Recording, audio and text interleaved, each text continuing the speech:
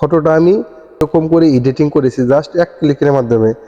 ফিল্টারে আসবো, আমি এখানে যে কালারটা আছে এর চেয়ে বেটার আর একটা কালার আসবে। আমি ফিল্টারে ট্যাপ করব, এই যে এই সাইডে আমি কন্ট্রাস্টে আমি এখানে ট্যাপ করব, এখানে ট্যাপ করে অ্যাপ্লাই করে দিব। দেখেন কালারটা অটোমেটিক কালার চলে আসলো। এখানে আমি কোনো এডিটই করলাম না, জাস্ট ট্যাপ করলাম, এরকম কালার চলে আসলো। এবং অ্যাডজাস্টে যদি আমি ট্যাপ করে এখানে কন্ট্রাস্টটা আমি বাড়িয়ে দিয়ে এটা 1% আর একটু বাড়িয়ে দেবো, অ্যাপ্লাই করে দিলাম। দেখেন আরো একটা লুক, বেটার একটা লুক চলে আসে। এই অ্যাপসের কথা কেউ বলবে না।